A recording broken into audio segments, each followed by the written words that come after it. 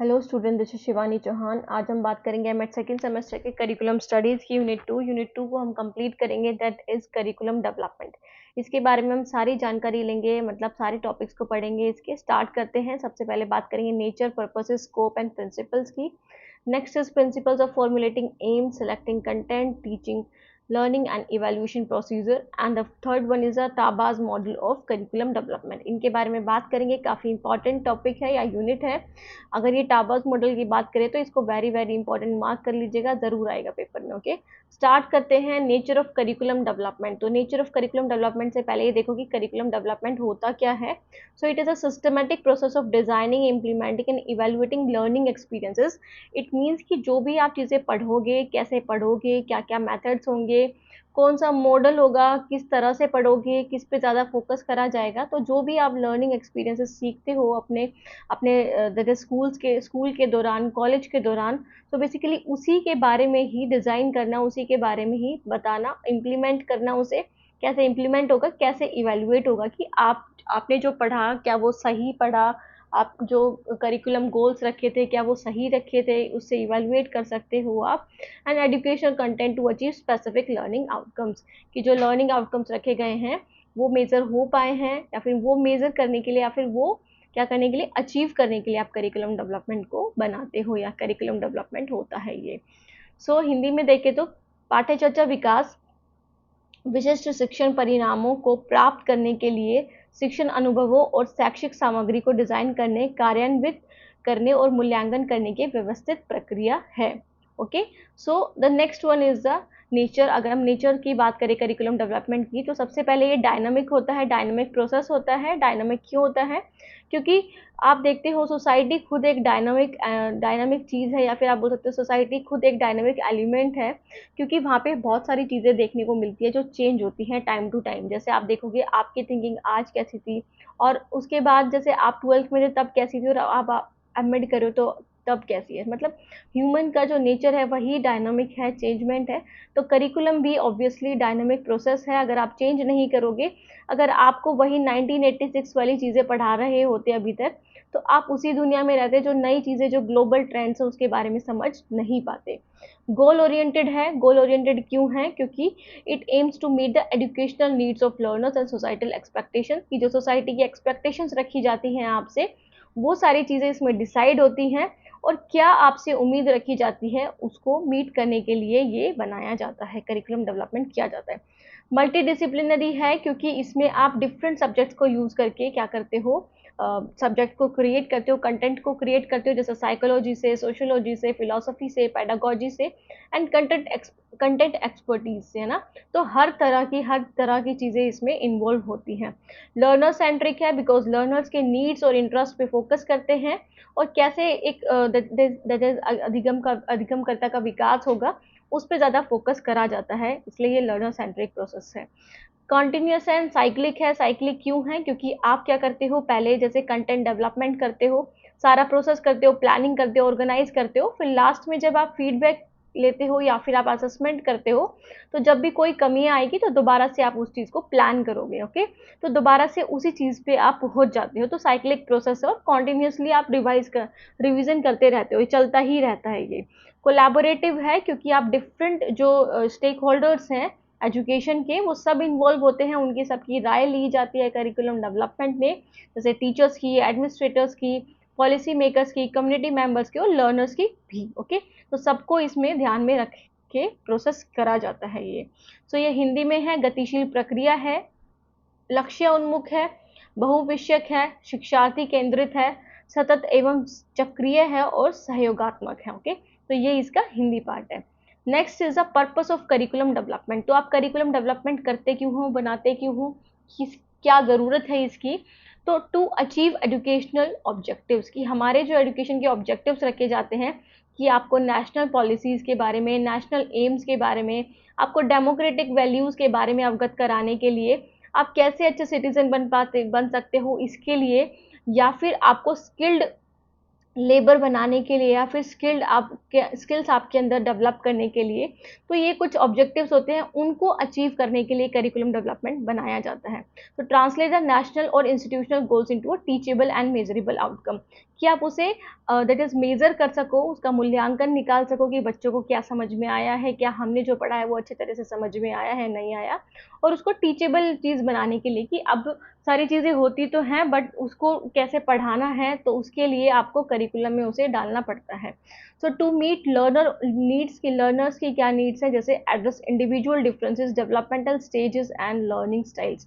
तो लर्नर्स की क्या नीड है, मतलब आप इसमें देखोगे कि लर्नर के क्या इंटरेस्ट एरियाज हैं, उनकी डेवलपमेंटल स्टेज देखोगे कि अगर वो 3 से लेके 7 साल तक का बच्चा है, तो आपको क्या-क्या चीज़ें उसमें डालनी है आपके करिकुलम में, जिससे वो अच्छे से समझ पाए। उसके बाद जैसे वो सेकेंडरी एजुकेशन में जाता है, तो क्या-क्या चीज़ें उसको आनी चाहिए, तो आप उसके डेवलपमेंट के अकॉर्डिंग ही वो सारी चीज़ें उसमें डालोगे। ओके, क्या आपका जो कंटेंट होगा वो सारी चीज़ें। सो एड्रेस इंडिविजुअल डिफरेंसेस, तो इंडिविजुअल डिफरेंसेस के बेसिस पे करा जाता है, मतलब हर एक इंसान को फोकस में रखकर करा जाता है क्या, curriculum development.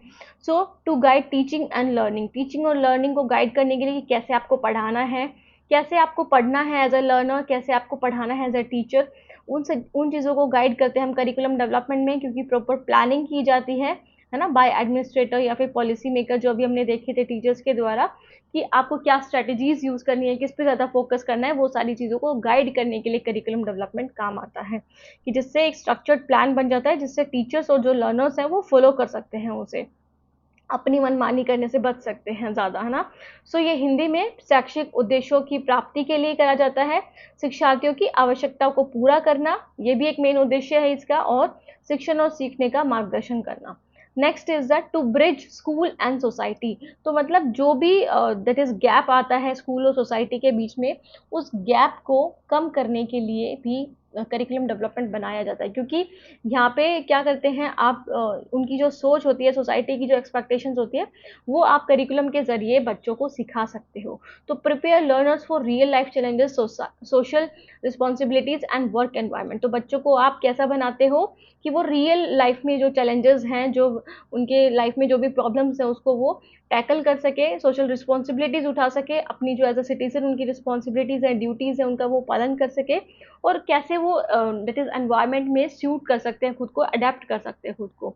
So to ensure relevance, तो आप जो मतलब रेलिवेंस इन द सेंस कि जो चीज़ें सही हैं, जो चीज़ें उनकी उनके लिए उपयोगी हैं, वो करने के लिए भी आप करिकुलम डेवलपमेंट करते हो, मतलब आप बेफालतू की चीज़ें इंक्लूड नहीं करते हो, जो आपके लिए ज़रूरी है आज के एरा में, उन चीज़ों को आप इंक्लूड करते हो। तो align content with current knowledge, cultural text and global trend, कि जो आज की दुनिया में जो ज़रूरी है आप उसको इंक्लूड करते हो। टू फोस्टर होलिस्टिक डेवलपमेंट, जैसे कि cognitive, emotional, social, moral and physical dimension, तो होलिस्टिक इन द सेंस कि सर्वांगीण विकास करने के लिए भी करिकुलम डेवलपमेंट तैयार करा जाता है, क्योंकि यहाँ पे आपके डिफरेंट एम्स एंड ऑब्जेक्टिव्स रखे जाते हैं, जिनको अचीव करना एक टीचर का, एक एडमिनिस्ट्रेटर का काम होता है, या फिर एक स्कूल का, इंस्टीट्यूशन का, या फिर नेशन का काम होता है, तो वो हर तरह से आपके विकास के ऊपर जोर दिया जाता है उसमें। ओके, सो हिंदी में है, स्कूल और समाज के बीच सेतु निर्माण करना, प्रासंगिकता सुनिश्चित करने के लिए और समग्र विकास को बढ़ावा देना। Next is the scope of curriculum development. अब हम आ जाते हैं स्कोप क्या होते हैं। सो बेसिकली स्कोप मतलब कि to the range of areas, dimension और component that are involve in planning, designing and implementing and evaluating a curriculum, मतलब क्या क्या चीजें, क्या क्या एरियाज में आप क्या कर सकते हो, करिकुलम डेवलपमेंट कर सकते हो, कौन कौन से कंपोनेंट्स में, है ना, कौन कौन से कंपोनेंट्स इन्वॉल्व होते हैं, कौन कौन से डायमेंशन इन्वॉल्व होते हैं आपके करिकुलम डेवलपमेंट में, वो सारी चीज़ें आपके स्कोप हो गए। तो अगर हम देखें, it outline what aspect of education are considered and who और व्हाट इट इन्फ्लुएंसेस, कि जो हम करिकुलम डेवलपमेंट करेंगे, है ना, उससे कौन से एजुकेशन के एस्पेक्ट्स को आपको ध्यान में रखना है। ओके, कौन से एस्पेक्ट्स को आपको ध्यान में रख के चलना है, और कौन इससे ज़्यादा इन्फ्लुएंस होगा। ओके, किसको ये ज़्यादा इन्फ्लुएंस करेगा, प्रभावित करेगा, और कैसे करेगा, मतलब क्या करेगा। ओके, सो ये हिंदी में है, पाठ्यक्रम विकास का दायरा उन क्षेत्रों, आयामों और घटकों की सीमा को संदर्भित करता है जो पाठ्यक्रम की योजना बनाने, डिजाइन करने, कार्यान्वयन और मूल्यांकन में शामिल होते हैं। इसमें बताया गया है कि शिक्षा के किन पहलुओं पर विचार किया जाता है तथा इसका प्रभाव किसे और किस पर पड़ता है। नेक्स्ट इज द स्टूडेंट्स, अब हम देखेंगे कि क्या क्या स्कोप्स है। तो अगर हम बात करें फर्स्ट टाइप ऑफ करिकुलम के हिसाब से, तो टाइप ऑफ करिकुलम में क्या है, आप फॉर्मल करिकुलम के बारे में पढ़ते हो, है ना। Formal curriculum, informal curriculum. Formal क्या है, जो आपके टेक्स्ट बुक में जो आपका एकेडमिक कंटेंट होता है, जो आपका सिलेबस होता है, जैसे अभी मैं जो आपको पढ़ा रही हूँ आपका फॉर्मल करिकुलम है। इनफॉर्मल करिकुलम मतलब जो को करिकुलर एक्टिविटीज़, मतलब जो स्पोर्ट्स से रिलेटेड होती हैं, जो आपके प्रैक्टिकल एग्जाम्स होते हैं ना, या फिर एक्स्ट्रा करिकुलर एक्टिविटीज़ जो लर्निंग को सपोर्ट करती है एक प्रैक्टिकल वे में, वो इनफॉर्मल हो गई। हिडन करिकुलम क्या हो गया, जो आपको बिहेवियर सिखाए जाते हैं कि आपको कैसे एक एक मतलब एक रिलेशनशिप मेंटेन करके चलना है टीचर स्टूडेंट के बीच में, कैसे आपको बिहेवियर करना है ना, कैसे क्या एटीट्यूड होना चाहिए, आपका सोशल वैल्यूज़ क्या होने चाहिए, जो आप ये सारी चीज़ें सीखते हो, वो हिडन करिकुलम है। और नल करिकुलम क्या है, कंटेंट दैट इज डेलिबरेटली और अनइंटेंशनली लेफ्ट आउट, मतलब जो जिसको हटा दिया जाता है ना, जो नहीं पढ़ाया जाता आपको, ठीक है, ठीक है। सो ये हिंदी में है। शून्य पाठ्यक्रम क्या है, ऐसी विषय वस्तु जिसे जानबूझकर या अनजाने में छोड़ दिया गया हो। ओके, तो वो नल करिकुलम है कि या तो टीचर नहीं पढ़ाना चाहती हो, या फिर आपके वो काम का नहीं है, उसे छोड़ दिया गया है, वो चीज़ें भी क्या है पाठ्यक्रम के प्रकार में। So level of curriculum development आ जाता है स्कोप में। नेक्स्ट इज द, तो अगर हम बात करें नेशनल लेवल पे, तो नेशनल लेवल पे जैसे जो पॉलिसीज बनती है आपकी, जैसे NEP 2020 या नेशनल करिकुलम फ्रेमवर्क, NCF बनता है जो लास्ट NCF 2005 वाला। तो बेसिकली ये कुछ चीज़ें जो नेशनल लेवल पे बनती हैं उसके लिए भी काम आता है curriculum development. State and regional level पे भी, मतलब आपको लोकल लैंग्वेज रखनी है आपके करिकुलम में, आपके सब्जेक्ट मैटर में, कल्चर को भी ध्यान में रखना है, कंटेक्स्ट को भी ध्यान रखना है, किस संदर्भ में आप बात कर रहे हो, उन सब चीज़ों में भी। इंस्टीट्यूशनल लेवल पे भी, मतलब स्कूल और कॉलेज के लेवल पे भी करिकुलम प्लानिंग और इम्प्लीमेंटेशन का एक तरह से स्कोप है किसका, करिकुलम डेवलपमेंट का। क्लासरूम लेवल की बात करें तो teachers lesson planning and adaptation for students need, तो ये भी क्या है, करिकुलम डेवलपमेंट ही होता है उसमें भी, कि जो टीचर्स लेसन प्लान तैयार करके जाती हैं क्लास में इंस्ट्रक्ट करने से पहले, इंस्ट्रक्शन देने से पहले, पढ़ाने से पहले, तो वो भी एक करिकुलम डेवलपमेंट का ही पार्ट है कि कैसे उन्हें पढ़ाना है, क्या चीज़ें, क्या टॉपिक पढ़ाने हैं, कैसे उन्हें मूल्यांकन करना है, जो कमियां रह जाएंगी उसको कैसे फिर इम्प्रूव करना है नेक्स्ट क्लास में। तो वो सारी चीज़ें क्या हो गई, वो क्लासरूम लेवल पे हो गई। सो ये हिंदी में है। पाठ्य चर्चा विकास के स्तर, तो राष्ट्रीय स्तर है, राज्य क्षेत्रीय स्तर है, संस्थागत स्तर है और कक्षा स्तर है। Next is the stakeholders involve. Stakeholders मतलब जो जो एजुकेशन के जो एजुकेशन के भले के लिए सोचते हैं ना, जो एजुकेशन में एक तरह से डेवलपमेंट में उनका रोल होता है, जैसे स्टूडेंट हो गए, टीचर्स हो गए, करिकुलम डेवलपर्स हो गए, एजुकेशनल एडमिनिस्ट्रेटर्स हो गए, पेरेंट्स हो गए, community and society, these all comes under the scope of curriculum development. जो भी स्टेक होल्डर्स हैं, क्योंकि सबको इन्वॉल्व करा जाता है, सबकी नीड्स को ध्यान में रखते हुए, मतलब स्टूडेंट्स की नीड्स और टीचर्स की नीड्स को भी ध्यान में रखते हुए, और नेशन के लिए क्या भला है, उन सब चीज़ों को देखते हुए इन लोगों को लिया जाता है करिकुलम डेवलपमेंट में। प्लानिंग की जाती है कि कैसे आपको एक करिकुलम तैयार करना है। ओके, सो ये शामिल हितधारक कौन है, छात्र हैं, शिक्षक है, पाठ्यक्रम डेवलपर्स हैं, शैक्षिक प्रशासक है, अभिभावक है, और समुदाय और समाज है। Okay, next is the scope of curriculum development में, तो fourth one is the areas of learning. तो एरियाज ऑफ लर्निंग में क्या आएगा, एकेडमिक, कि आप एकेडमिक सब्जेक्ट्स जो होते हैं आपके वो पढ़ रहे हो, जैसे लैंग्वेजेस का, साइंस का, मैथ्स का, सोशल साइंस का। वोकेशनल में जो आपको स्किल्स सिखाई जाती है, जैसे टेक्निकल स्किल्स सिखाई जाएंगी जो जॉब के लिए होती है, जो आपको जॉब के लिए प्रिपेयर करती है, एम्प्लॉयमेंट के लिए प्रिपेयर करती है। लाइफ स्किल्स जैसे आपको सिखा दी, जैसे कम्युनिकेशन कैसे करनी है आपको, है ना, प्रॉब्लम सॉल्विंग स्किल्स आपके अंदर कैसे आएंगी, इमोशनल इंटेलिजेंस, तो उसमें भी करिकुलम डेवलपमेंट का एक तरह से रोल होता है। वैल्यू एजुकेशन, जैसे मोरल, एथिकल और सिविक रिस्पॉन्सिबिलिटी, कि एक सिटीजन होने के नाते आपकी क्या रिस्पॉन्सिबिलिटीज़ हैं, क्या आपके मूल्य हैं, उन सब चीज़ों के बारे में भी। ये हिंदी में है। सीखने के क्षेत्र शैक्षणिक हो सकते हैं, व्यावसायिक हो सकते हैं, जीवन कौशल हो सकते हैं, और मूल्य शिक्षा हो सकता है।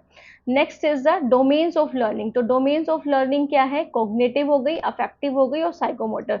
तो इन तीनों चीज़ों को ध्यान में रखा जाता है, इन तीनों डायमेंशंस को ध्यान में रखा जाता है, कि कॉग्निटिव इन द सेंस की जो आपका संज्ञानात्मक विकास है, जैसे नॉलेज, अंडरस्टैंडिंग, इंटेलेक्चुअल स्किल्स आपको क्या आएंगी, है ना, क्या चीज़ें आपको समझ में आएंगी, आपका बौद्धिक विकास कैसे होगा। अफेक्टिव मतलब आपके जो इमोशंस है, आपकी जो वैल्यूज़ है और एटीट्यूड्स है, जैसे एम्पैथी की भावना आपके अंदर कैसे आएगी, कोऑपरेशन कैसे करोगे आप, है ना, पंचुअल कैसे बनोगे, ऑनेस्टी कैसे आएगी, तो वो आपका अफेक्टिव डोमेन।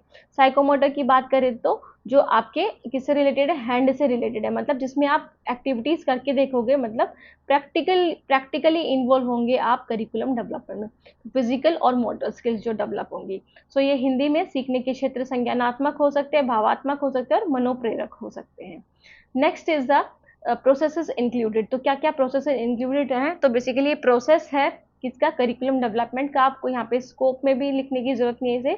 तो प्रोसेस क्या होता है करिकुलम डेवलपमेंट का, सबसे पहले आप नीड एनालिसिस करते हो, कि सबसे पहले ये देखते हो कि क्या किसकी क्या ज़रूरत है, मतलब लर्नर्स की क्या नीड्स हैं, कैसे उन्हें पढ़ाना है, क्या उस दैट इज कॉन्टेक्स्ट की क्या नीड है, या फिर सोसाइटी की क्या नीड्स है, उसको आप देखते हो पहले। फिर आप गोल सेट करते हो according to the needs of learner, society, communities, है ना। फिर गोल सेट करते हो, फिर कंटेंट सिलेक्शन करते हो कि क्या क्या चीज़ें आपको पढ़ानी है जो गोल्स के आपके रिगार्डिंग हो, जो गोल से अलाइन हो। फिर टीचिंग स्ट्रेटजीज डिज़ाइन की, टीचर को कैसे पढ़ाना है, टीचर को कौन सा मेथड यूज़ करना है, एआई का यूज़ करना है, आईसीटी का यूज़ करना है, किसका यूज़ करना है, वो उसमें देखेंगे।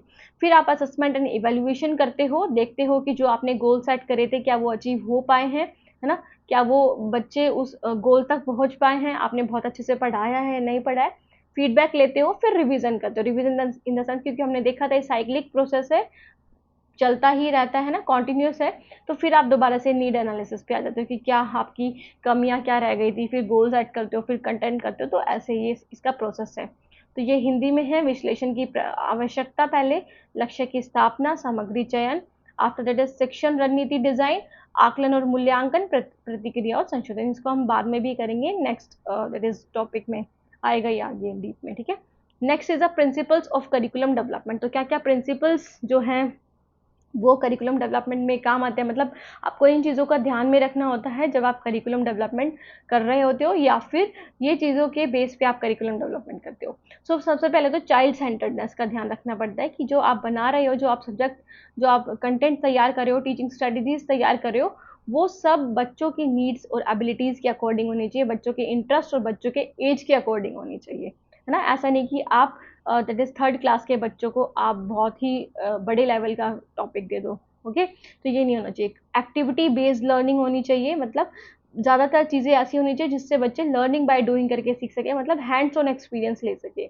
इट मीन्स कि खुद करके सीख सके बच्चे, अपने दैट इज अपने एक्सपीरियंसेस को यूज़ करके, है ना। तो to promote engagement and retention, जिससे बच्चे ज़्यादा अच्छे से याद रखते हैं, और उससे एंगेजमेंट मतलब बच्चे प्रैक्टिकल एक्टिविटीज़ होती है उसमें बच्चे ज़्यादा पार्टिसिपेट भी करते हैं, जो कि जॉन डीवी का इन्फ्लुएंस, मतलब जॉन डीवी से इन्फ्लुएंस हुआ था लर्निंग बाय डूइंग जो है ना, प्रैग्मेटिज्म जिसको आप बोल सकते हो, उनकी फिलॉसफी, तो उस पर बेस्ड है ये।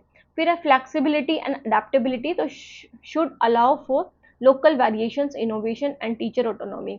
तो अलाउ करना चाहिए, है ना। अलाउ मतलब इन द सेंस कि आप इसमें कुछ वेरिएशंस भी कर सकते हो, आप जो लोकल जो स्कूल्स हैं, कॉलेजेस हैं, उनको बोल सकते हो कि आप कुछ चेंजेस कर सकते हो अपने अकॉर्डिंग, वेरिएशंस कर सकते हो, इनोवेशन कर सकते हो उसमें, और मतलब अपनी कुछ चीज़ें भी इंक्लूड कर सकते हो। टीचर की भी ऑटोनॉमी होती है कि टीचर उसमें कुछ चेंजेस कर सकते हैं, बट वो कुछ ही परसेंटेज होता है, जैसे 75% तक आपको सेम रखना है, उसके बाद आप 25% तक थोड़ा वो चेंज कर सकते हो उसमें ना।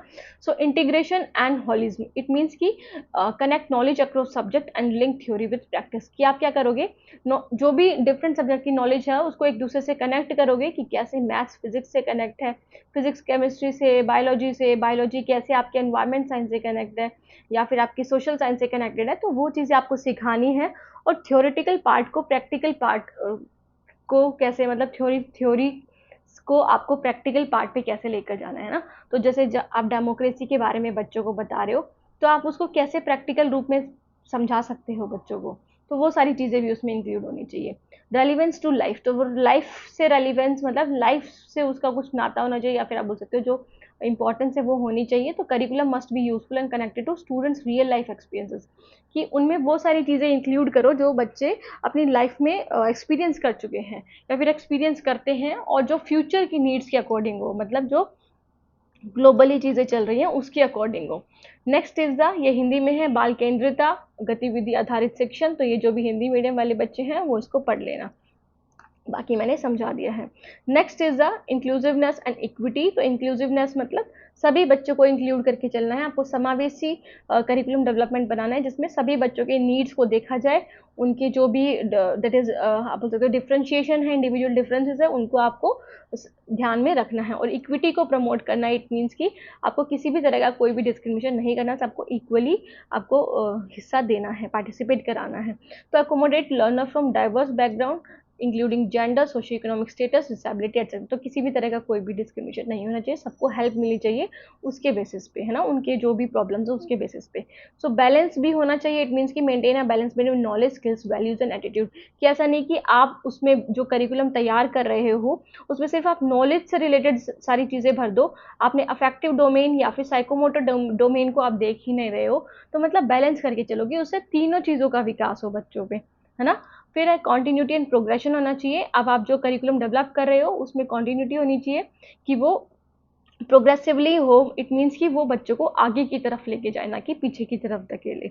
ओके, ऐसा आपको करिकुलम डेवलप करना है। डेमोक्रेटिक अप्रोच होनी चाहिए, इट मीन्स कि इसमें हर स्टेक होल्डर मतलब जो भी एजुकेशन के पार्ट में आते हैं, फिर एजुकेशन में जिसका रोल है ना, तो उन सबको आप इंक्लूड करके करिकुलम डेवलपमेंट करो ताकि आप डेमोक्रेटिक अप्रोच को यूज़ कर सको, मतलब उनके भी सोच को, उनकी भी जो आइडियाज़ हैं उनको उनको भी पार्टिसिपेशन दे सको, जिससे आप लोकतांत्रिक जो आपकी अप्रोच है या फिर वैल्यूज़ है उसको कंप्लीट कर सको, मतलब जस्टिस की, इक्वालिटी की और कोऑपरेशन की। साइंटिफिक अप्रोच, इट मीन्स कि आप जो भी दैट इज कंटेंट ले रहे हो वो रिसर्च के बेसिस पे होना चाहिए, डेटा के बेसिस पे होना चाहिए और एविडेंस के बेसिस पे, ना कि आपकी कोई बायसनेस इंक्लूड हो, है ना। खुद की बायसनेस या फिर खुद के जो आइडियाज़ आ रहे हैं उस पर नहीं, डेटा के रिसर्च के बेसिस पे होना चाहिए ताकि आप उसको प्रूव्ड कर सको कि ये सारी चीज़ें आगे हो सकती है। तो ये सारी चीज़ें इसलिए हमने यहाँ पे रखी है, ठीक है। सो ये हिंदी में है, इसके बारे में समावेशिता और समानता, संतुलन, निरंतरता और प्रगति, और लोकतांत्रिक दृष्टिकोण, एंड नेक्स्ट इज द वैज्ञानिक दृष्टिकोण। अब हम आ जाते हैं नेक्स्ट टॉपिक पे, that is principles of formulating AIIMS, selecting content, teaching, learning and evaluation procedure. तो क्या प्रिंसिपल्स हैं इन सब चीज़ों के, एक एक करके पढ़ेंगे। प्रिंसिपल्स ऑफ फॉर्मुलेटिंग प्लान्स के बारे में पढ़ते हैं स्टार्ट में। तो principles of formulating aims and objectives. तो क्या कैसे मतलब आप एम्स एंड ऑब्जेक्टिव्स तैयार करोगे, जो हमने देखा था स्टेप्स में कि आपको एम्स एंड ऑब्जेक्टिव्स भी तैयार करने होते हैं कोई भी करिकुलम डेवलप करने से पहले, है ना। नीड्स के बाद आप जब नीड्स एनालिसिस कर लेते हो फिर उसके बाद आपको एम्स एंड ऑब्जेक्टिव्स देखने होते हैं। तो उसके लिए क्या प्रिंसिपल्स रखे गए हैं, क्या रूल्स रेगुलेशंस रखी गई हैं। तो सबसे पहले तो रेलिवेंस टू लर्नर्स नीड, कि लर्नर की नीड के मतलब उनके लिए जो चीज़ें इंपॉर्टेंट है वही चीज़ें आप रखोगे। Objective should align with learners age, कि लर्नर की क्या एज है, क्या एबिलिटीज़ हैं, क्या बैकग्राउंड है, और फ्यूचर गोल्स क्या हो सकते हैं उस पर डिपेंड होना चाहिए आपके एम्स एंड ऑब्जेक्टिव्स, है ना, उद्देश्य। So alignment with national and social goals, कि अब जो आप जो गोल्स और जो ऑब्जेक्टिव्स रखोगे उससे आपके नेशन पे भी प्रभाव पड़ता है, आपकी सोसाइटी पे भी प्रभाव पड़ता है। तो उसके अकॉर्डिंग होने चाहिए, जो आपके नेशन के जो वैल्यूज़ हैं, जो अप्रोचेज हैं, उसके अकॉर्डिंग आपके एम्स एंड ऑब्जेक्टिव्स होने चाहिए। मतलब वैल्यूज, एस्पिरेशन और priorities of the nation, and that is NEP 2020 की बात करें तो वो भी डेमोक्रेटिक वैल्यूज को दैट इज प्रमोट करता है और ग्लोबल सिटीजनशिप को भी। क्लैरिटी एंड स्पेसिफिसिटी होनी चाहिए, इट मीन्स कि आप क्लियरली मेंशन करो। ऐसा नहीं कि आपने कोई वल्गर लैंग्वेज या फिर कोई ऐसी दैट इज बहुत ही कॉम्प्लेक्स लैंग्वेज को यूज़ कर दिया जिससे बच्चों को समझ नहीं आया, या फिर किसी भी जिसने भी पॉलिसीज़ बनाई है, जिसने भी करिकुलम डेवलपमेंट किया है, उसके बाद टीचर उसको इम्प्लीमेंट ही नहीं कर पा रही है। तो क्लियर होना चाहिए, रियलिस्टिक होना चाहिए कि आप रियल में उसे अप्लाई कर सको, और स्टेटेड एंड मेजरेबल टर्म्स, जैसे कि स्मार्ट ऑब्जेक्टिव्स लेकर चलते हो आप। स्मार्ट क्या है, स्पेसिफिक होना चाहिए, मेजरेबल होना चाहिए, अचीवेबल होना चाहिए, रेलिवेंट होना चाहिए और टाइम बाउंड होना चाहिए। तो बेसिकली आप इसको भी लिखोगे ना, principle of formatting AIIMS and objectives, तो भी ये बहुत ज़्यादा बेनिफिशियल होगा आपके एग्जाम पॉइंट ऑफ व्यू से, है ना। तो आप स्मार्ट ऑब्जेक्टिव को या फिर स्मार्ट अप्रोच को लेकर के एम्स एंड ऑब्जेक्टिव बनाओ, कि वो स्पेसिफिक होना चाहिए, मेजरेबल मतलब आप मेजर कर सको उसे किसी टर्म्स में, तभी तो आप बता पाओगे, और अचीवेबल मतलब वो अचीव करने के लायक भी होना चाहिए। ये नहीं कि आपने ये बोल दिया कि मार्क्स पे जाके देखो, है ना, वो तो पॉसिबल नहीं हो सकता ना अभी अभी की लाइफ में सभी बच्चों के लिए। रेलिवेंट होना चाहिए, मतलब उनकी लाइफ से रिलेटेड होना चाहिए, वो जो सीखते हैं, मतलब जो जो एम्स हैं, जो ऑब्जेक्टिव्स हैं आपके नेशन के, उससे रिलेटेड होना चाहिए। Okay, just minute. ठीक है, और टाइम बाउंड होना चाहिए। नेक्स्ट इज द, ये हिंदी में लक्ष्य और उद्देश्य तैयार करने के सिद्धांत, ये हिंदी में स्टूडेंट इसको पढ़ लेना आप सब जो भी हिंदी मीडियम वाले बच्चे।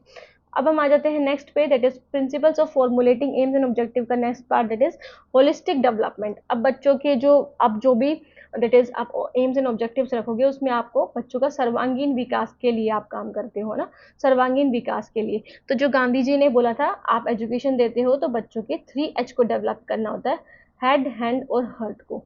तो उसी बेसिस पे दैट इज आप बोल सकते हो कि ब्लूम की टैक्सोनॉमी जिसमें उन्होंने इसी बारे में बात करी है कि बच्चों का हर तरह से विकास होना चाहिए, कॉग्निटिव भी, अफेक्टिव भी और साइकोमोटर भी, है ना।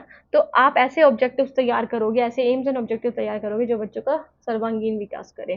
फ्लेक्सिबिलिटी होनी चाहिए कि आप चेंजमेंट कर सको, अगर कोई भी प्रॉब्लम आए बीच में तो आप उसमें कुछ एडजस्टमेंट भी कर सको, है ना, और लर्नर्स की नीड्स के अकॉर्डिंग आप उसको एडजस्ट कर सको, सूटेड नीड्स के according.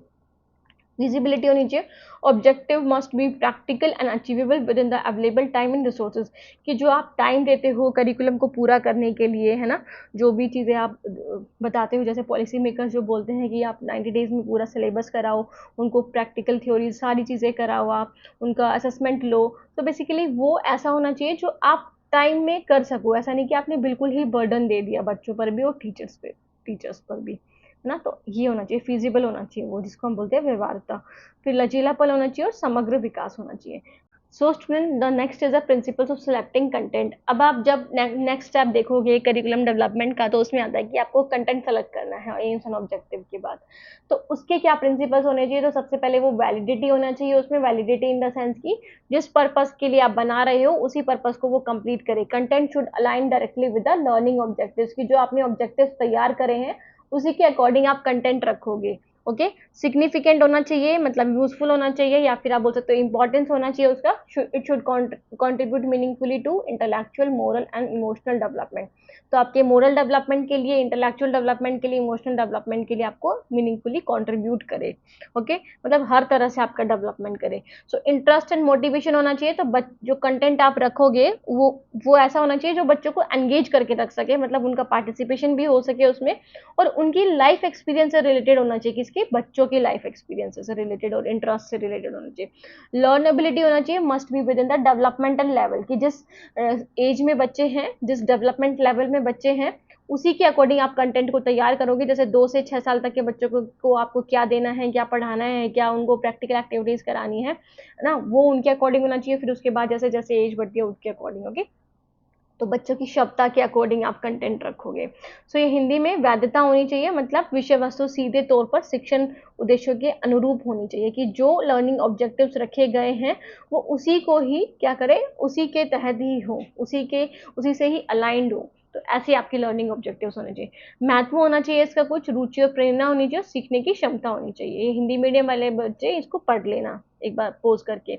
Next is the principle of selecting content का, दैट इज प्रिंसिपल क्या है, यूटिलिटी एंड एप्लीकेबिलिटी, मतलब उसका कुछ यूजफुलनेस होना चाहिए, should be useful in daily life, कि आप डेली लाइफ में से यूज कर सको। फ्यूचर करियर से रिलेटेड होना चाहिए, मतलब आपको एम्प्लॉयमेंट दिलाए, ऐसा आपका कंटेंट होना चाहिए। Okay, promote real world understanding, कि आप रियल लाइफ को समझो, जो जो चीज़ें हो रही हैं या फिर जो चीज़ें हो चुकी हैं आप उन चीज़ों को रियल वर्ल्ड अंडरस्टैंडिंग आपके दिमाग में आए। कॉन्टिन्यूटी एंड प्रोग्रेशन होना चाहिए, organisational logical sequence that builds on prior knowledge and deepens over time.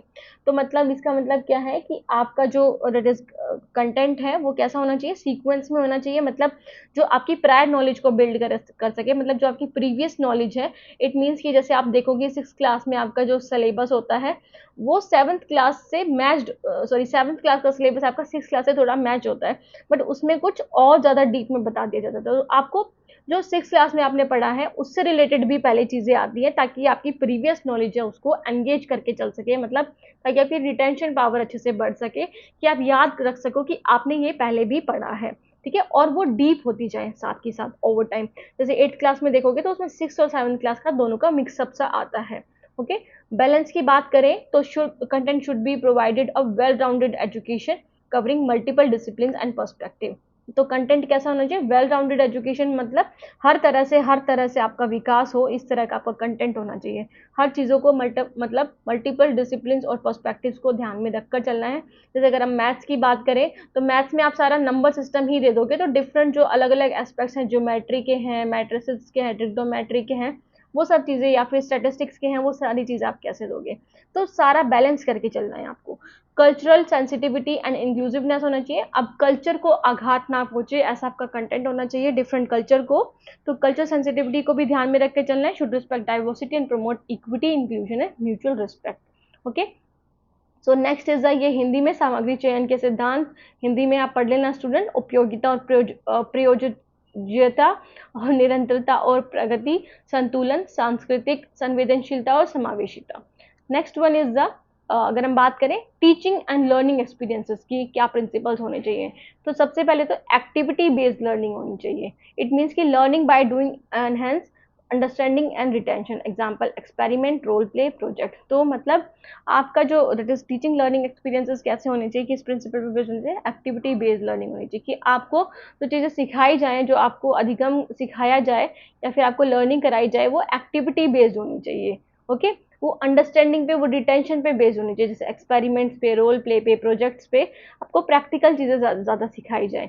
Learner centred approach होनी चाहिए, बच्चों के नीड्स, बच्चों के पेस, मतलब उनकी जो क्षमता है वो कैसे पढ़ेंगे, क्या वो स्लो लर्नर्स है, उनके अकॉर्डिंग होनी चाहिए और उनके पार्टिसिपेशन के according. Next is the integration of life and learning, कि आप लाइफ को लर्निंग के साथ इंटीग्रेट करके चल सको, मतलब दोनों को मिला करके चल सको, ऐसा आपका टीचिंग लर्निंग एक्सपीरियंस होना चाहिए। यूज रियल लाइफ एग्जाम्पल्स, आप रियल लाइफ एग्जाम्पल्स का यूज करो और कम्युनिटी बेस्ड लर्निंग कराओ to make education more meaningful. Okay, next is a variety and flexibility होनी चाहिए। इट मीन्स की यूज डाइवर्स मेथड्स, आप डिफरेंट मेथड्स को यूज करोगे, जैसे लेक्चर को, डिस्कशन को, ग्रुप वर्क को, आईसीटी को, फील्ड ट्रिप्स को, to cater to different learning styles. ठीक है, ताकि आप डिफरेंट लर्निंग स्टाइल्स को उनको कंप्लीट कर सको, अचीव कर सको। सो ये हिंदी में है गतिविधि आधारित शिक्षण, शिक्षार्थी केंद्रित दृष्टिकोण, और जीवन का और शिक्षा का एकीकरण, विविधता और लचीलापन। Next is the principles of teaching learning experiences. तो principles of teaching learning experiences क्या है? Encouragement of critical thinking and creativity, promote inquiry, analysis, innovation and problem solving. तो आपका जो भी दैट इज इसका प्रिंसिपल है वो क्रिटिकल थिंकिंग को एनहेंस करेगा, मतलब आपकी आलोचनात्मक चिंतन को, आपके अंदर प्रॉब्लम सॉल्विंग स्किल्स डेवलप करेगा, इनोवेशन डेवलप करेगा, एनालिसिस आएगा, मतलब आप विश्लेषण कर सकोगे, और इंक्वायरी मतलब आप क्वेश्चन आंसर भी कर सकोगे, बीच में डिस्कशंस और डिबेट्स, इन सब चीज़ों को भी यूज करोगे। इंक्लूसिवनेस होना चाहिए, हर लर्नर्स की नीड्स को, हर लर्नर्स को इंक्लूड करके चलना है, रिगार्डलेस ऑफ देयर डिसेबिलिटी और डाइवर्स बैकग्राउंड आर अकोमोडेटेड, मतलब जो भी उनकी प्रॉब्लम्स है उसके रिगार्डिंग आपको उनकी प्रॉब्लम को सॉल्व भी करना है, उनको एंगेज करके भी चलना है, उनको पार्टिसिपेट भी कराना है। टीचर का काम फैसिलिटेटर होना चाहिए यहाँ पे, मतलब टीचर बच्चों को गाइड करेगा, मेंटोर करेगा। ओके, टीचर गाइड करेगा, सपोर्ट करेगा और एंगेज करेगा एक्सप्लोरेशन में, rather than just deliver content. की टीचर का काम सिर्फ कंटेंट को डिलीवर करना ही नहीं है कि बस पढ़ा दिया और काम खत्म, यही नहीं है, बच्चों को गाइड भी करना है टाइम टू टाइम, उनको जो भी प्रॉब्लम्स आ रही हैं उसको वो साथ में लेकर के चले और उसे सॉल्व करने की कोशिश करें। टेक्नोलॉजी का यूज भी करना है टीचर को, क्योंकि आप देखोगे आजकल की ग्लोबल नीड्स के अकॉर्डिंग तो टेक्नोलॉजी पे बहुत सारी चीज़ें डिपेंड है। आप अभी मुझसे पढ़ रहे हो तो वो भी टेक्नोलॉजी के माध्यम से ही पढ़ रहे हो, नहीं तो आप कैसे पढ़ पाते हैं ना। So incorporate digital tools and platform to enhance access and engagement. ठीक है, आप डिजिटल टूल्स का भी यूज़ करो और ऐसे प्लेटफॉर्म्स का यूज़ करो जिससे आप डिफरेंट मतलब बहुत आगे तक, बहुत वाइड एरिया तक आप एक्सेस ले सको, है ना, मतलब सब लोग उसका फ़ायदा उठा सके, सब लोग उसको उसमें एंगेज हो सके। सो ये हिंदी में है आलोचनात्मक सोच और रचनात्मक को प्रोत्साहन, समावेशिता, शिक्षक एवं सुविधा प्रदाता के रूप में और प्रौद्योगिकी का उपयोग। Next is the principle of evaluation. Evaluation के प्रिंसिपल्स की बात करें तो first is alignment with objective, कि जिस तरह से आप बच्चों का इवेल्युएशन कर रहे हो वो कैसा होना चाहिए, जो भी आपने ऑब्जेक्टिव्स तैयार करे थे उसके जैसा, मतलब उसके साथ मिलकर चलना, है ना। Assessment tools and methods must directly evaluate the stated objective, कि जो आप टूल्स यूज कर रहे हो, मेथड यूज कर रहे हो, कि बच्चों का आप क्विज ले रहे हो या फिर एमसीक्यूज ले रहे हो या फिर एस्से टाइप टेस्ट ले रहे हो, जैसे भी ले रहे हो वो आपके ऑब्जेक्टिव से अलाइन होना चाहिए। कॉम्प्रिहेंसिवनेस होना चाहिए, इट मीन्स कि वो बच्चों के हर तरह के डोमेन को चेक कर सके, ऐसा आपका दैट इज इवेल्युएशन होना चाहिए। आप बस उनकी सब्जेक्टिव नॉलेज को चेक ना करो, आप प्रैक्टिकल चीज़ों को भी इंक्लूड करो, उनके एटीट्यूड्स को भी चेक करो, उनके एटीट्यूड्स को भी इवेल्युएट करो। कॉन्टिन्यूटी और रेगुलरिटी होनी चाहिए। अब आप ऐसा नहीं कि आज आपने बच्चों का असेसमेंट ले लिया फिर आप 1 साल बाद ले रहे हो। जैसे अब आप देखते हो एफएज होते हैं बच्चों के, क्विज होते हैं बीच बीच में, तो वो इसलिए ही कराए जाते हैं ताकि बच्चों को देख सके टीचर कि क्या जो आउटकम्स रखे गए हैं उनके लिए, मतलब जो उनके लिए गोल्स रखे गए हैं क्या वो अचीव हो पा रहे हैं, उनमें कुछ दैट इज सुधार की ज़रूरत है ना, या फिर कोई और चीज़ें उन इंक्लूड करनी है, तो वो सारी चीज़ें होनी चाहिए, है ना। तो ऑनगोइंग होना चाहिए और यूनिट टेस्ट भी एंड ऑफ द यूनिट और टर्म्स भी होने चाहिए। Fairness and transparency, so should be free from bias and understood by students, कि बच्चों को समझ आने चाहिए और बायसनेस नहीं होनी चाहिए। किसी भी तरह की आप इवैल्यूएशन में बायसनेस नहीं कर सकते, मतलब एक तरफा एक किसी पे ज़्यादा बायस नहीं हो सकते, या फिर किसी एक बच्चे पर या फिर किसी ग्रुप ऑफ बच्चों पर आप अपना बायसनेस नहीं दिखा सकते हो, सब्जेक्टिवनेस नहीं दिखा सकते हो। आप बच्चों की दैट इज़ उनकी क्रिएटिविटी, उनकी क्रिटिकल थिंकिंग कैसे वो परफॉर्म करें उस पे बेस करेगा आपका असेसमेंट का मेथड, है ना। तो किसी एक पर्सन के, किसी एक स्टूडेंट के ऊपर डिपेंड नहीं होगा। सो ये हिंदी में उद्देश्य के सीखने के साथ संरेखन, व्यापकता, निरंतरता और नियमितता और निष्पक्षता और पारदर्शिता। Next is the use of multiple techniques, कि अब आप जो इवेल्यूशन करोगे उसमें आप डिफरेंट टेक्निक्स का यूज करोगे, जैसे रिटन टेस्ट का, ओरल प्रेजेंटेशंस का, प्रैक्टिकल्स का, पीयर असेसमेंट का, पोर्टफोलियोज का, सेल्फ रिफ्लेक्शन। तो मतलब डिफरेंट टेक्निक्स जो होती हैं आप जिससे इवेल्यूशन ले सकते हो, आप उससे बच्चों का इवेल्यूट करोगे। सिर्फ ये नहीं कि आपने पेन पेपर टेस्ट ले लिया बस उसी से ही हमेशा बच्चों का इवेल्यूशन करोगे। फीडबैक ओरिएंटेड होना चाहिए आपका इवेल्यूशन, तो प्रोवाइड कंस्ट्रक्टिव फीडबैक, कि आप बच्चों का जब आप मूल्यांकन करोगे तो उसमें कुछ ऐसा भी दिखना चाहिए जिससे आप फीडबैक ले सको, एक ऐसा फीडबैक जिससे आपको बहुत अच्छे से पता चल सके कि बच्चा कितना कर रहा है अच्छे से, ना बच्चा कितने अच्छे से परफॉर्म कर रहा है एग्जाम्स में, या फिर उसको कितने अच्छे से समझ आ पा रहा है। सिर्फ उसकी परफॉर्मेंस को जज करना मेन एम नहीं होना चाहिए कि उसके A+ आए हैं, B+ आए हैं, 90% मार्क्स आए, बस यही एम नहीं होना चाहिए। फ्लेक्सिबिलिटी होनी चाहिए, अकोमोडेट डिफरेंट लर्निंग स्टाइल्स, की आप डिफरेंट लर्निंग स्टाइल्स को यूज करो और नीड्स को। Example alternate assessment for differently able learners, कि जो जिस तरह से सीखता है आप उस तरह से उसका आप मूल्यांकन करो। अब जिस बच्चों को लिखने में अच्छे से नहीं समझा पाता है तो आप उसका ओरल टेस्ट ले सकते हो, आप डिफरेंट चीज़ों को यूज़ करके टेस्ट ले सकते हो। जिससे बच्चों को ओरली नहीं अपने आप को दर्शाना आता है तो आप उसका रिटन टेस्ट ले सकते हो। तो आप फ्लेक्सिबिलिटी दिखाओ इवैल्यूएशन में। डायग्नोस्टिक फंक्शन होना चाहिए, identify learning difficulties and inform teaching adjustment. ठीक है, लर्निंग डिफिकल्टीज आइडेंटिफाई करना है और इन्फॉर्म टीचिंग एडजस्टमेंट, की जो भी मतलब आपको लगता है कि यहाँ पे प्रॉब्लम आ रही है बच्चों को, तो आप उसके अकॉर्डिंग अपने जो गोल्स हैं उसको चेंज करो और मेथड्स हैं उसको चेंज करो। तो उसके लिए भी ये डायग्नोस्टिक फंक्शन का काम करता है कि आप इससे प्रॉब्लम को सॉल्व कर सकते हो, मतलब निदानात्मक कार्य करता है। सीखने की कठिनाइयों की पहचान करना और शिक्षण समायोजन की जानकारी देना एक महत्वपूर्ण मूल्यांकन के सिद्धांत में है। नेक्स्ट हम टॉपिक पे आ जाते हैं, that is Taba's model of curriculum development. तो टाबाज मॉडल क्या है, हिल्डा टाबा ने दिया था। Hilda Taba that is from 1902 से 1967 तक, an influential curriculum theorist, propose a grass root teacher driven model of curriculum development. तो इन्होंने क्या किया था, इन्होंने ये करिकुलम थ्योरिस्ट थे, तो इन्होंने क्या किया था, इन्होंने ग्रास रूट मॉडल पे, जो हमने डिफरेंट मॉडल्स पढ़े थे ना, अगर हम आपको याद हो, हमने यूनिट 4 में डिफरेंट मॉडल्स के बारे में बात करी थी, है ना, जैसे सब्जेक्टिव मॉडल हो गया या फिर ग्रास रूट या फिर एडमिनिस्ट्रेटिव मॉडल हो गया। तो उसमें इन्होंने ग्रास रूट अप्रोच पे, मतलब बॉटम अप अप्रोच पे इन्होंने फोकस करा था। इनकी जो करिकुलम की थ्योरी थी वो इस पे बेस्ड थी कि वो कि जो करिकुलम है वो कौन डेवलप करेगा, वो टीचर्स उसमें पार्टिसिपेट करें। टीचर्स क्योंकि बच्चों की नीड्स को अच्छे से समझ सकती हैं। तो unlike top down models impose by authorities, जो ऑथोरिटीज बनाते हैं, जो हायर लेवल के बनाते हैं, उसको इन्होंने बिल्कुल क्रिटिसाइज करा था और बोला था कि emphasise the role of teacher as key curriculum developers because they understand learners needs best, कि वो अच्छे से समझ सकते हैं लर्नर्स की नीड्स को। कौन? टीचर्स समझ सकते हैं। तो टीचर्स का पार्टिसिपेशन होना चाहिए, टीचर्स का रोल होना चाहिए।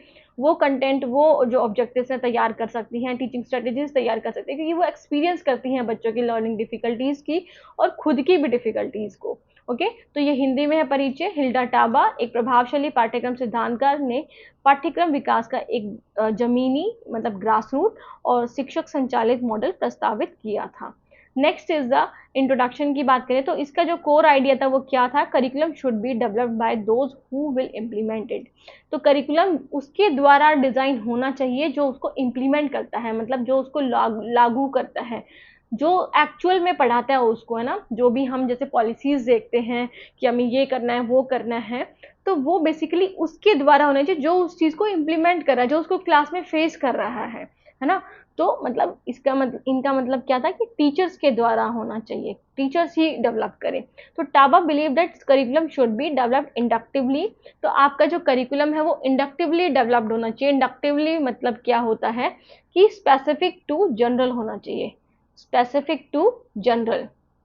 जो आपका मैगजीन्स ऑफ टीचिंग भी कहता है कि आप पहले बच्चों को स्पेसिफिक चीजें बताओ, मतलब specific classroom teaching learning situations बताओ कि क्या मतलब हर डिफरेंट एस्पेक्ट में या फिर डिफरेंट स्कूल्स की डिफरेंट कॉलेजेस की क्या टीचिंग लर्निंग सिचुएशंस हैं, building upward to general curriculum design, ताकि आप जनरल अप्रोच पे पहुंच सको कि क्या उसका एक मेन सॉल्यूशन हो सकता है, कैसे आप सभी लोगों की नीड्स को लेते हुए फिर एक जनरलाइज कंक्लूजन निकाल सकते हो जिसमें सभी की नीड्स शामिल कर दी गई हो।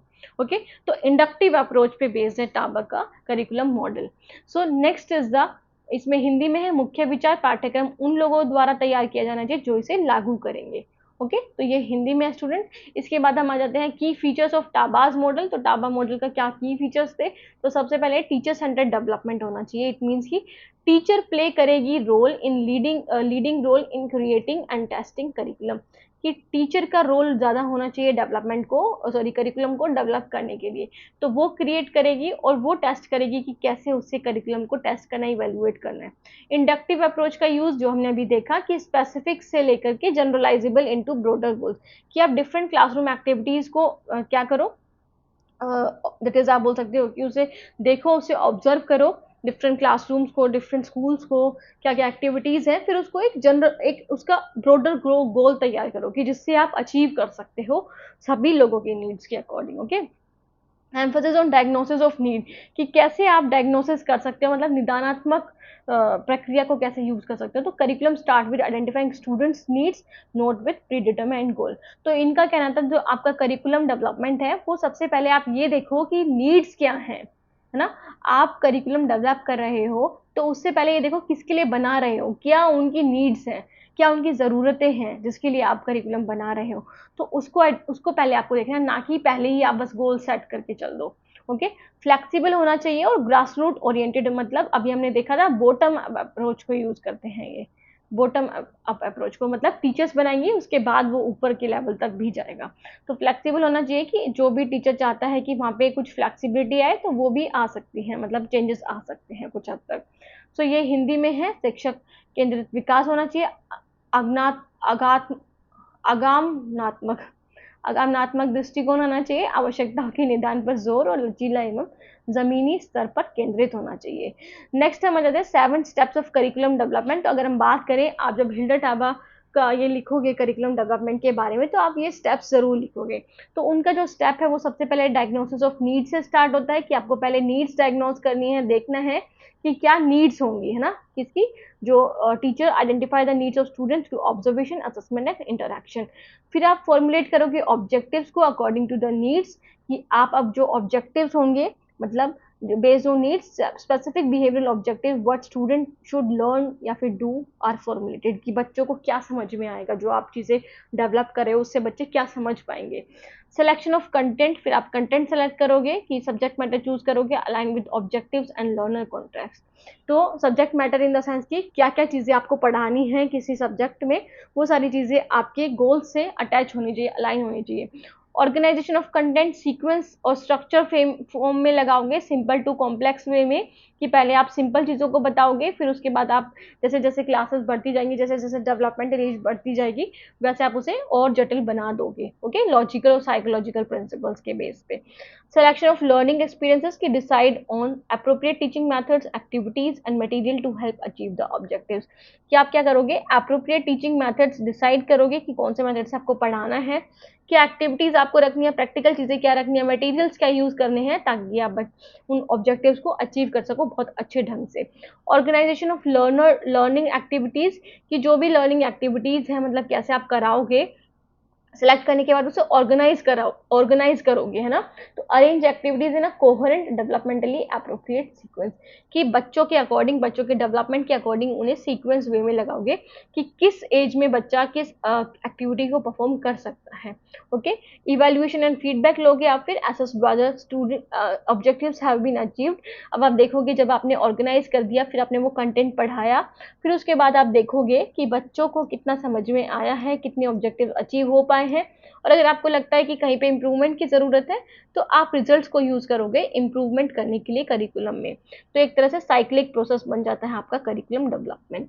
Okay, so next is the principles behind Taba's model. तो क्या प्रिंसिपल, मतलब क्या प्रिंसिपल्स यूज करे गए हैं टाबाज मॉडल में। तो इंडक्टिव रीजनिंग जो हमने देखा, है ना, जो बिल्ड है, it build curriculum from specific observation in the classroom, कि आप जो ऑब्जेक्टिव्स हैं वो स्पेसिफिक वे में देखते हो पहले, फिर उसको जनरलाइज करते हो, फिर मतलब होल पॉपुलेशन पे उसे अप्लाई करते हो। ओके, एक्टिव रोल होता है टीचर का डेवलपमेंट में, इसमें बेस्ड है कि teacher are the architects of effective curriculum, कि टीचर ही निर्माण करते हैं आपके करिकुलम का। तो इस पे ये बेस्ड है। Student needs are central, students की नीड्स को ध्यान में रखा जाता है, क्योंकि फर्स्ट स्टेप ही क्या है कि आपको नीड्स और एनालिसिस करना है स्टूडेंट्स का। Okay, must be responsive to learners interest problems and context. Flexibility होना चाहिए कि आप चेंजमेंट कर सकते हो, also allows ongoing modification based on feedback and classroom experiences, कि किसी मतलब कहीं पे आपको लगता है कि यहाँ पे ये फॉलो नहीं हो सकता, तो आप उसके अकॉर्डिंग आप फ्लेक्सिबिलिटी मतलब चेंजमेंट भी कर सकते हो। लचीलापन होता है इसमें। इंटीग्रेशन होता है, क्योंकि यहाँ पे आप नॉलेज को, स्किल्स को और एटीट्यूड्स को कंबाइन करके चलते हो, क्योंकि आप जब देखोगे यहाँ पे जो ऑब्जेक्टिव्स होते हैं वो 3 डोमेन पे बेस्ड होते हैं, आपकी नॉलेज पे, आपके स्किल्स पे और आपके एटीट्यूड पे। तो आपका होलिस्टिक डेवलपमेंट के लिए बात करते हैं हिल्डा टाबा मॉडल। ओके, तो टाबा के मॉडल के पीछे के सिद्धांत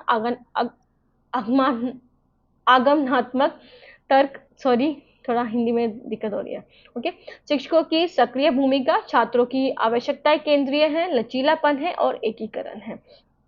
Next is the advantages of Taba's model.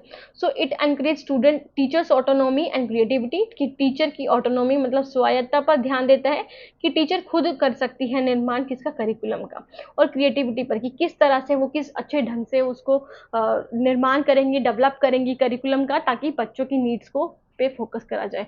Focus on learners needs and classroom realities, कि क्लासरूम में जो चीज़ें हो रही हैं, क्योंकि वो टीचर ही जो है उनको फेस करती हैं, बच्चों को देखती हैं कि क्या क्या उनको प्रॉब्लम्स है, तो उस चीज़ को लेकर के चल सकते हैं वो आप according to this model. More practical मतलब प्रैक्टिकल होता है और अडेप्टेबल होता है टू स्पेसिफिक कंटेक्स्ट, की आप उसको क्या कर सकते हो, चेंज कर सकते हो, या फिर उसके अकॉर्डिंग अपने आप को अनुकूलन कर सकते हो, या फिर प्रैक्टिकल अप्रोच को यूज़ करा जाता है कि आप उसको अप्लाई कर सकते हो रियल लाइफ में। Encourage continuous improvement based on feedback, की जो फीडबैक आप लेते हो किसके ज़रिए, इवेल्यूएशन के ज़रिए, तो उससे आप कॉन्टिन्यूस इंप्रूवमेंट कर सकते हो। मतलब आप जो भी दिक्कतें आ रही हैं, जब आप डायग्नोसिस करोगे बच्चों के, दैट इज उनके इवैल्यूएशन का देखोगे कि कहाँ पे प्रॉब्लम्स आ रही हैं, तो फिर आप इम्प्रूवमेंट कर सकते हो। ओके, तो ये हिंदी में है, टाबा मॉडल के लाभ क्या है, हिंदी में जो बच्चे हैं हिंदी मीडियम वो पढ़ लेना। Next is the limitations. तो लिमिटेशंस क्या है, टाइम कंज्यूमिंग फॉर टीचर्स। तो ये टीचर के लिए बहुत ज़्यादा टाइम कंज्यूमिंग होता है, क्योंकि टीचर्स को क्या करना होता है, टीचर्स को पढ़ाना भी होता है, और भी इतनी सारी एक्टिविटीज़ होती है कि टीचर उसमें ध्यान ही नहीं दे पाती है। यूनिफॉर्मिटी नहीं होती है अक्रॉस इंस्टीट्यूशंस की, डिफरेंट जगह पे, क्योंकि ये फ्लैक्सिबल होता है, तो डिफरेंट जगह पे डिफरेंट करिकुलम यूज़ हो रहा है, डिफरेंट जगह पे डिफरेंट चीज़ें यूज़ हो रही है, तो उससे यूनिफॉर्मिटी नहीं बन पाती, मतलब अलग अलग जगह पे अलग अलग चीज़ें यूज़ हो रही है, तो बच्चे उसको अच्छे से समझ भी नहीं पाते ना। Require well trained and experience educators, अगर आपको लगता है कि टीचर्स का रोल होना चाहिए करिकुलम डेवलपमेंट में, तो उनको, उनके पास प्रॉपर ट्रेनिंग होनी चाहिए उस चीज़ की, और एक्सपीरियंस होना चाहिए, है ना। एक्सपीरियंस मतलब वो बच्चों को ऑब्जर्व कर रही हैं अच्छे से, ये नहीं कि सिर्फ अपने मतलब के लिए वो करिकुलम में चीज़ें डलवा लें, है ना, मतलब सिर्फ उनके कन्वीनियंस के अकॉर्डिंग।